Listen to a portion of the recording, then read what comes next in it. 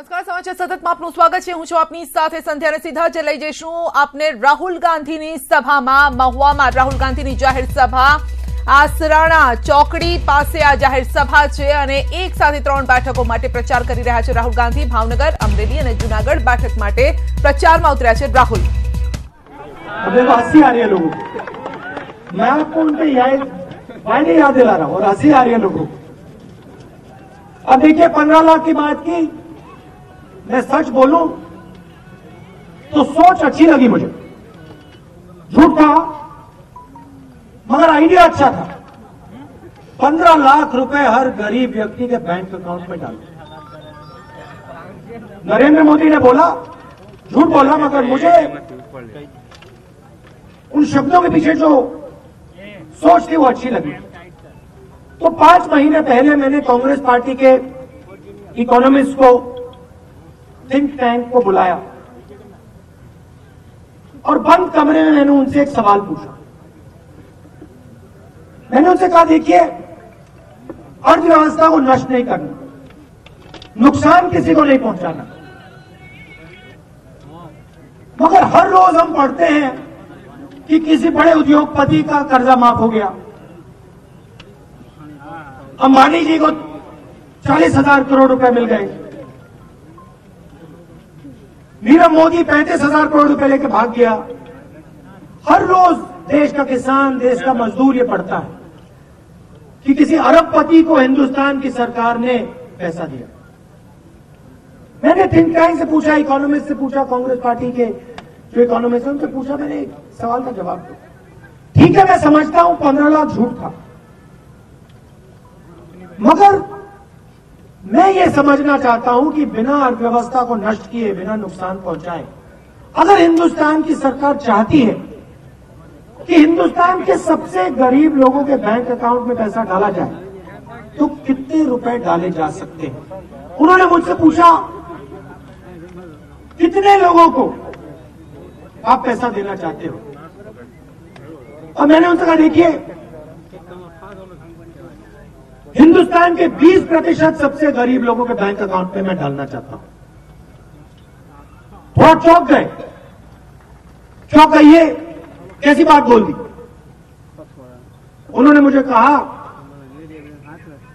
कि आप 25 करोड़ लोगों के बारे में बोल रहे हो, आप 5 करोड़ परिवारों की बात कर रहे हो. मैंने उनसे कहा, देखिए आप मुझे एक नंबर दीजिए, मुझे थियरी नहीं चाहिए, बड़ा भाषण नहीं चाहिए, किताब नहीं चाहिए, मुझे नंबर चाहिए. नरेंद्र मोदी ने नंबर दिया था 15 लाख. मेरे देश के लोगों को दिल में चोट पहुंचाई. मैं सच्चा नंबर समझना चाहता हूं और किसी का नुकसान नहीं होना चाहिए. नोटबंदी जैसे देश की अर्थव्यवस्था की धज्जियां नहीं उड़नी चाहिए. आप जाइए, मुझे नंबर दीजिए, वापस आएंगे तो फिर बात करेंगे. 5 महीने बाद वापस आते हैं और मैं आपको बताऊं सच्चाई, मैं हैरान हो गया. मुझे अब आते हैं, कागज पे लिखते हैं 72,000. 72,000. मैंने कहा 72,000 ये क्या है. कहते हैं 72,000 रुपए 5 करोड़ परिवारों के बैंक अकाउंट में हिंदुस्तान की सरकार हर साल डाल सकती है. क्या बात.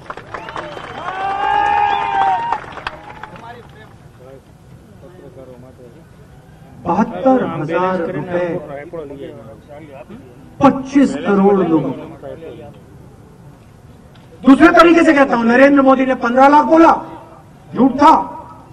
सच्चाई है, हिंदुस्तान की सरकार 20% गरीब लोगों के बैंक अकाउंट में 3,60,000 रुपए 5 साल के डाल सकती है. 15 लाख का झूठ, 3,60,000 रुपए की सच्चाई आपके सामने. फिर मैंने पूछा, बताइए अर्थव्यवस्था का नुकसान होगा, किसानों को नुकसान होगा, छोटे दुकानदारों का नुकसान होगा. मुझे कहते नहीं होगा. मैंने कहा, कैसे कहते हो कि नहीं होगा. इतना पैसा हम गरीबों की जेब में डाल दें. बड़ा सुंदर जवाब आया. कहा, देखिए नरेंद्र मोदी जी ने नोटबंदी की, नरेंद्र मोदी जी ने गब्बर सिंह टैक्स लागू किया, लाखों करोड़ रुपए नरेंद्र मोदी जी ने हिंदुस्तान की अर्थव्यवस्था से निकाले, आपके जेब में से निकाले, किसानों की जेब में से निकाले, महिलाओं की जेब में से निकाले, सिस्टम से पूरा का पूरा पैसा निकाल दिया। जब उन्होंने सिस्टम से पैसा निकाला, आपने माल खरीदना बंद कर दिया। आपके जेब में पैसा था, आप शर्ट, पैंट, जूता, टेलीफोन, कैमरा खरीदते थे, आपने सब बंद कर दिया। जैसे ही आप सबने माल खरीदना बंद किया, हिंदुस्तान की फैक्ट्रियां बंद हो गई। जैसे हिंदुस्तान की फैक्ट्रियां बंद हुई, बेरोजगारी धड़ाक से बढ़ गई। आज 45 साल से सबसे ज्यादा बेरोजगारी है हिंदुस्तान में। कारण नोटबंदी, गब्बर सिंह टैक्स। तो जब जैसे ही हम आपके जेब में 20% गरीब लोगों के जेब में यह पैसा डालेंगे, जादू शुरू हो जाएगा। जादू क्या होगा? आप इस पैसे को लेकर चीजें खरीदना शुरू करोगे। ये जो हमारी माताएं बहनें आई हैं, ये चीजें खरीदना शुरू करेंगे। जैसे ही आपने माल खरीदना शुरू किया, वैसे ही हिंदुस्तान की फैक्ट्रियां चालू हो जाएंगी। जैसे ही हिंदुस्तान की फैक्ट्रियां चालू होंगी, आपके बच्चों को, देश के युवाओं को उन्हीं फैक्ट्रियों में रोजगार मिलेगा। जैसे इंजन स्टार्ट होता है, चाबी घुमा के इंजन स्टार्ट होता है, वैसे हमारी न्याय योजना हिंदुस्तान की अर्थव्यवस्था के इंजन को धड़ाक से स्टार्ट कर देगी। देखो कांग्रेस पार्टी की सोच, 72,000 रुपए न्याय योजना 5 करोड़ परिवारों के बैंक अकाउंट में सीधा। और यहां जो पुरुष बैठे हैं, मैं आपको उदास नहीं करना चाहता हूं, मगर पैसा महिलाओं के बैंक अकाउंट में जाएगा भाइयों। अब आपको अच्छा लगे ना लगे, मैं नहीं जानता, मगर महिलाओं के बैंक अकाउंट में 72,000 जा रहा है हर साल। और इससे हिंदुस्तान के किसानों को लगेगा, हिंदुस्तान के बेरोजगार युवाओं को लगेगा, हिंदुस्तान के छोटे दुकानदारों को लगेगा, उनका फायदा होगा। क्योंकि लोग माल खरीदना शुरू करेंगे, छोटे दुकानदारों का जबरदस्त फायदा होगा। गुजरात के छोटे छोटे जो बिजनेस हैं, उनका जबरदस्त फायदा होगा। योजना का नाम न्याय योजना। पिछले 5 सालों में नरेंद्र मोदी जी ने जो अन्याय किया, किसानों के खिलाफ अन्याय किया, छोटे दुकानदारों के खिलाफ अन्याय किया, उसके लिए हम न्याय योजना लाए हैं और इसको हम 2019 का चुनाव जीतते ही लागू कर देंगे। और ऐतिहासिक निर्णय है। देखिए, न्याय योजना के बाद हिंदुस्तान में 12,000 रुपए प्रति महीना से आमदनी का एक भी व्यक्ति नहीं रहेगा। जिसकी भी 12,000 रुपए प्रति महीना आमदनी कम है, उसको न्याय योजना का फायदा डायरेक्ट होगा। अब मध्यम वर्ग के लोग कहेंगे, मोदी जी ने कहा कि पैसा कहां से आएगा? हम किसान के कर्जा माफ की बात करते, कहते पैसा कहां से आएगा? न्याय योजना की बात करते, पैसा कहां से आएगा? किसान को सही दाम देने की बात करते, पैसा कहां से आएगा? जब भी गरीबों के लिए हम कुछ करते हैं, नरेंद्र मोदी एकदम कहते पैसा कहां से आएगा। मैं आपको बता देता हूं कहां से आएगा। अनिल अंबानी को राफेल कॉन्ट्रैक्ट मिला, 35,000 करोड़ रुपए बैंक अकाउंट में सीधे नरेंद्र मोदी ने डाला। अदानी जी को दिन भर कहीं ना कहीं जमीन मिलती है। कुछ ही दिन पहले बालाकोट में हमला हुआ, उसी दिन अदानी जी को 6 एयरपोर्ट नरेंद्र मोदी जी ने पकड़ा दिया। ऐसे मेहुल चोकसी, नीरव मोदी, ललित मोदी, नीरव मोदी, विजय माल्या। भाइयों और बहनों, मैं आपको बता रहा हूं, न्याय योजना का पैसा इन चोरों के बैंक अकाउंट से आएगा और मध्यम वर्ग के जेब से नहीं आएगा। इनकम टैक्स को कांग्रेस पार्टी नहीं बढ़ाएगी। अब चलते हैं रोजगार पे। नरेंद्र मोदी ने कहा 2 करोड़ युवाओं को रोजगार दूंगा। 45 साल से ज्यादा बेरोजगारी आज है हिंदुस्तान में। कारण नोटबंदी, गब्बर सिंह टैक्स।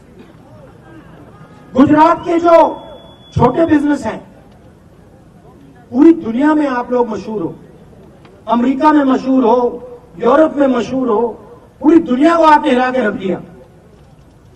और नोटबंदी करके, गब्बर सिंह टैक्स लागू करके नरेंद्र मोदी जी ने आपको हिला दिया। हमने मैनिफेस्टो में निर्णय लिया है, कोई भी गुजराती युवा,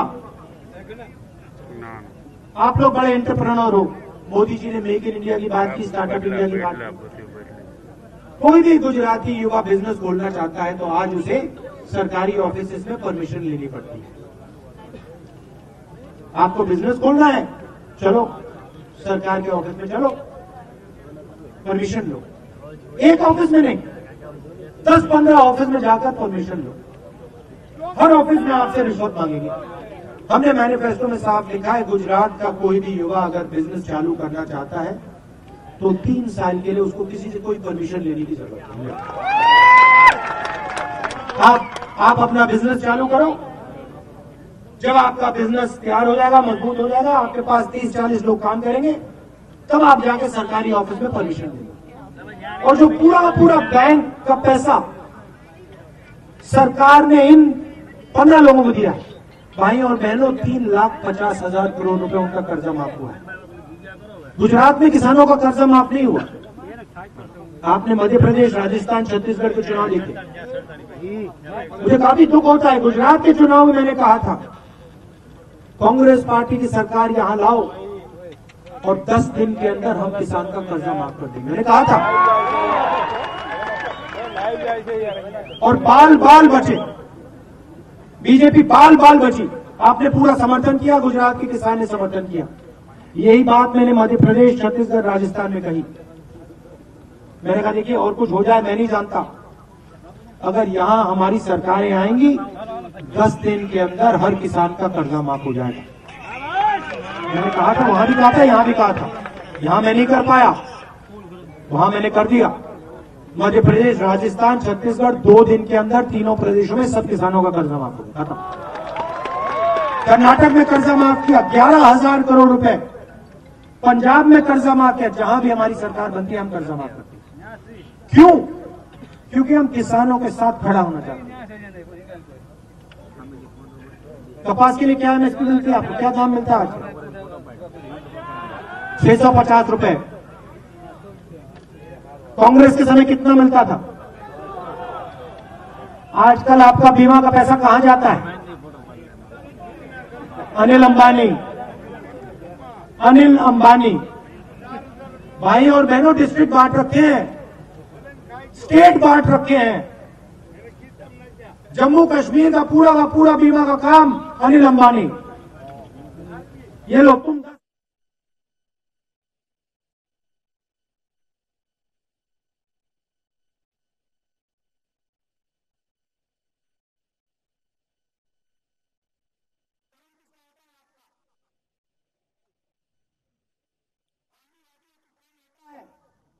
आपका खेत नष्ट होता है, फायदा जाता है उन्हीं 15 उद्योगपति को। 10,000 करोड़ रुपए आपका पैसा, बीमा का पैसा हिंदुस्तान के सबसे अमीर लोगों के बैंक अकाउंट में डाला सरकार ने।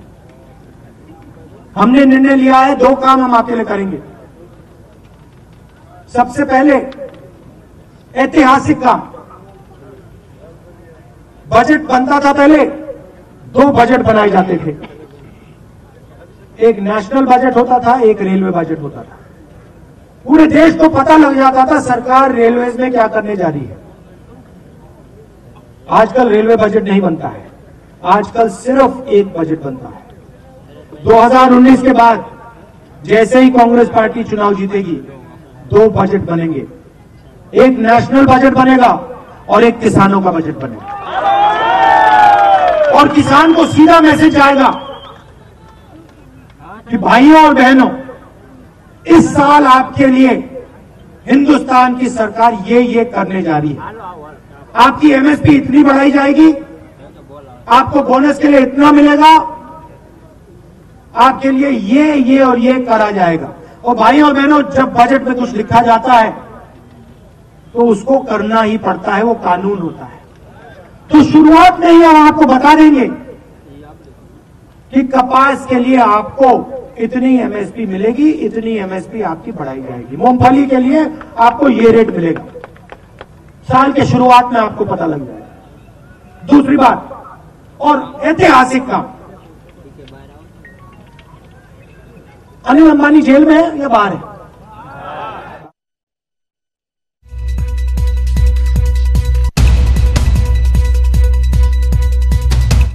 अंदर बाहर? बाहर। छोटा सा सवाल, ये अरबपति हैं, इन्होंने बैंक से लोन लिया, ये जेल नहीं जाते, मगर अगर हिंदुस्तान या गुजरात का किसान 20,000 रुपए का लोन लेता है, वापस नहीं दे पाता, तो उसको आप जेल में डाल देते हो। ये अन्याय क्यों? ये अन्याय क्यों? या तो आप अनिल अंबानी को डालिए अंदर, या फिर आप किसान को डालिए। ये तो नहीं हो सकता कि उसको आपने बाहर रखा, इसको आपने अंदर किया। या दोनों को अंदर कीजिए या दोनों को बाहर कीजिए। सही बात है ना? तो हमने मैनिफेस्टो में लिख लिया। और अच्छी बात, ऐतिहासिक बात सुनिए, मैं किसान के दिल से दर्द मिटाना चाहता हूं, डर मिटाना चाहता हूं। अब सुनिए, अब सुनिए, 2019 चुनाव जीतने के बाद हिंदुस्तान का कोई भी किसान कर्ज लौटाने के लिए जेल में नहीं डाला जा सकेगा। या तो आप अनिल अंबानी को करिए अंदर, मेहुल चौकसी को, नीरव मोदी को। न्याय होना चाहिए, इसलिए हम न्याय योजना लाए हैं, इसलिए हम किसानों की मदद करना चाहते हैं। नरेंद्र मोदी जी 2 हिंदुस्तान चाहते हैं, एक 15-20 लोगों का चमकता हुआ हिंदुस्तान। उनके बच्चे यूनिवर्सिटी जाना चाहे, कॉलेज जाना चाहे, कहीं भी जा सकते हैं। वो बीमार हो, कहीं भी इलाज हो जाए, लाखों रुपए देंगे, कोई कमी नहीं है पैसे की। मगर अगर गुजरात का कोई युवा यूनिवर्सिटी कॉलेज जाना चाहे तो पहले वो 15 लाख रुपए निकाल के उनकी जेब में डाले। अगर गुजरात के किसी युवा की माता पिता को कैंसर हो, बीमार हो, तो 15-20 लाख पहले उनकी जेब में डाले। अस्पताल में एमआरआई कराना हो, कैट स्कैन कराना हो तो लाखों हजारों रुपए दो, ऑपरेशन करवाना हो लाखों रुपए दो। कहां जाता है? उन्हीं की जेब में जाता है। अनिल अंबानी, मेहुल चौकसी, आप मुझे बताइए, हिंदुस्तान एरोनॉटिकल लिमिटेड थी, 70 साल से हवाई जहाज बना रही है। भाई और बहनों, पाकिस्तान में जो हवाई जहाजों ने बम गिराया उसका मेंटेनेंस एचएएल करती है, हिंदुस्तान एरोनॉटिकल लिमिटेड कंपनी करती है, सरकारी कंपनी, 70 साल से काम करती है।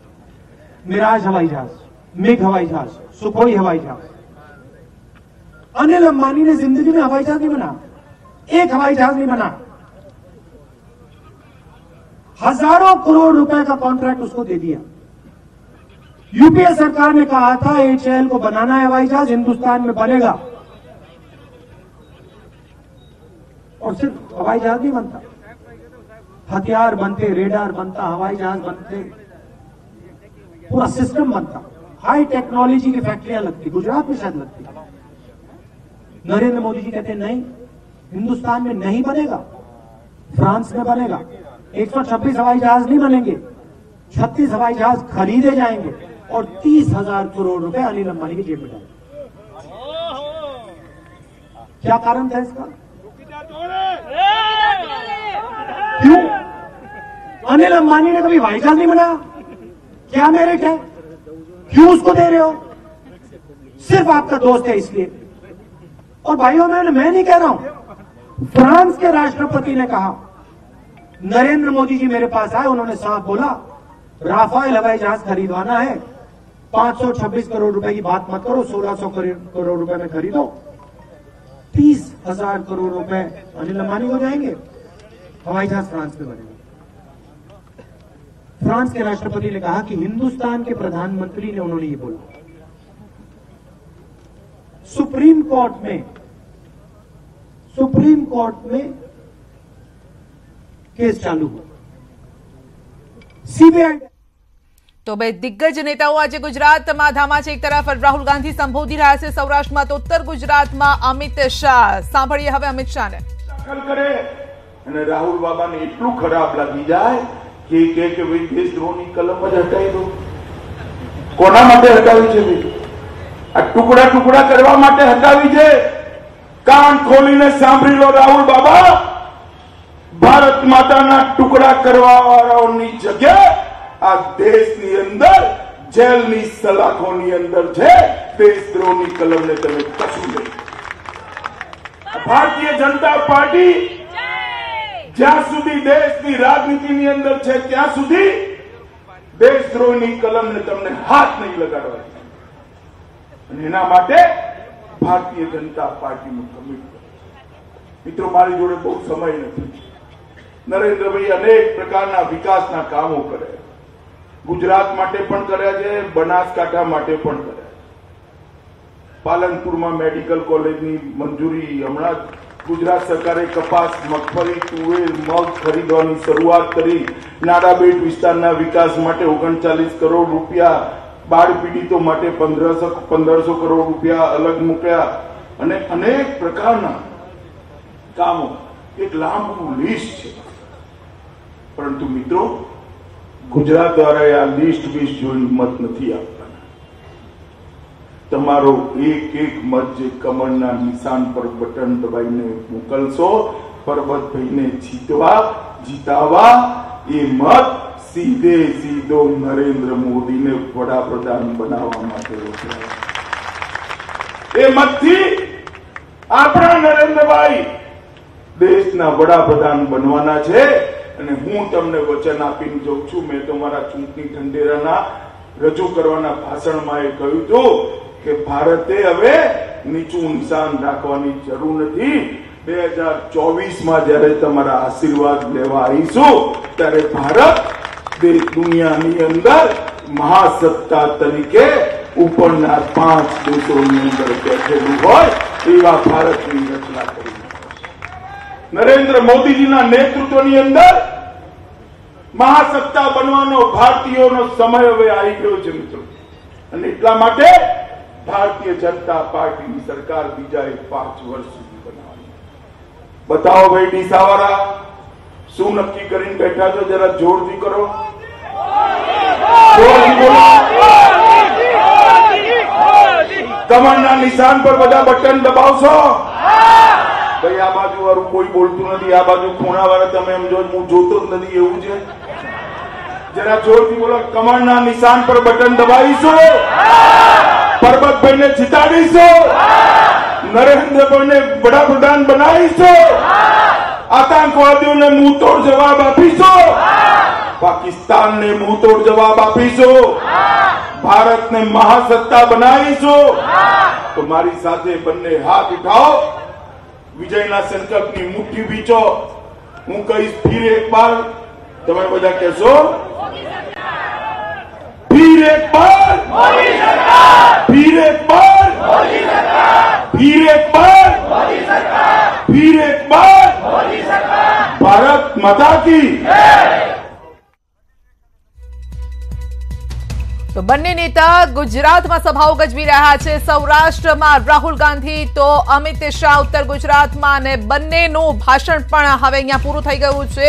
રાહુલ ગાંધીએ ફરી એક વખત નરેન્દ્ર મોદી પર વાર કર્યો, સાથે જે ખેડૂતોની વાત કરી છે, 15 લાખનું એ વચન પણ યાદ અપાવ્યું, અને સાથે કોંગ્રેસનો જે મેનિફેસ્ટો હતો તેમાં જે 72,000નો વાયદો કરવામાં આવ્યો છે, વર્ષે 5 કરોડ પરિવારને ના ખાતામાં 72,000 રૂપિયા નાખવામાં આવશે, તે વાત પણ અહીંયા ફરી એક વખત તેઓએ યાદ અપાવી હતી. સૌરાષ્ટ્ર, કારણ કે ખેડૂતો મોટી સંખ્યામાં છે સૌરાષ્ટ્રમાં, ભાવનગર, અમરેલી અને જૂનાગઢ બેઠકને અસર કરી રહી છે આજની આ જનસભા રાહુલ ગાંધીની, અને તેમાં તેઓએ ખેડૂતોને આકર્ષવાના આ તમામ તેઓ પ્રયત્નો કર્યા છે. જે રીતે વાત કરવામાં આવી તો અમિત શાહે પણ કોંગ્રેસ પર વાર કર્યા છે, અને સાથે જ તેમણે કહ્યું છે કે 2019ની સાથે આગળના 5 વર્ષ બાદનું વિઝન પણ તેઓએ બતાવી દીધું છે, અને તેમણે કહ્યું છે કે ભારત મહાસત્તા બનવા તરફ આગળ વધી રહ્યું છે, અને આ મહાસત્તા જો બનાવી હોય તો ભાજપને ફરી એક વખત ચૂંટીને લાવવાની છે 2019માં. એટલું જ નહીં, પરંતુ 5 વર્ષ બાદ પણ, એટલે 2024નું પણ વિઝન અહીંયા અમિત શાહે બતાવ્યું છે. જો ઉત્તર ગુજરાતની વાત કરીએ તો કોંગ્રેસ અહીંયા થોડી મજબૂત સ્થિતિમાં દેખાઈ રહી છે અને એવામાં અમિત શાહે ખુદ અહીંયા રણ મેદાનમાં ઉતરવું પડ્યું છે। તો સવારે પણ તેઓ સૌરાષ્ટ્રમાં હતા, તો એક જ દિવસમાં સૌરાષ્ટ્ર અને ઉત્તર ગુજરાતની બેઠકોને સાધવાનો પ્રયત્ન કર્યો।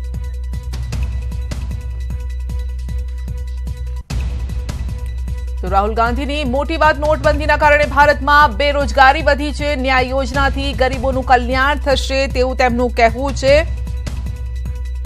તો મહિલાઓના બેંક ખાતામાં આ 72,000 રૂપિયા જશે। તેમણે કહ્યું કે કેટલાક લોકોને ખોટું લાગશે, તેમને સારું નહીં લાગે, પરંતુ તેઓએ તે વાતની चिंता નથી કરી કે મહિલાઓના ખાતામાં પૈસા જશે તો પુરુષોને ખોટું લાગશે, પરંતુ આ चिंता તેઓએ નથી કરી અને માટે જ તેમણે આ વાત અહીંયા પણ કહી હતી। તો સાથે જ બીજેપી સવાલ ઉઠાવતી હોય છે તેનો પણ તેઓ અહીંયા જવાબ આપ્યો છે। જ્યારે સવાલ પૂછવામાં આવે છે કે 72,000 ક્યાંથી આવશે, ત્યારે રાહુલ ગાંધીએ તેનો પણ જવાબ આપ્યો છે કે ગરીબો માટે અમે કામ કરીએ છીએ અને ગરીબોના ખાતા આ અમીરો જે લોન લઈ જાય છે, જમીનો તેમને આપવામાં આવે છે ફ્રી ઓફ ચાર્જ, તો એ બધા જ જે રૂપિયા છે ચોરોના અકાઉન્ટમાંથી આવશે તેવું તેમણે કહ્યું હતું।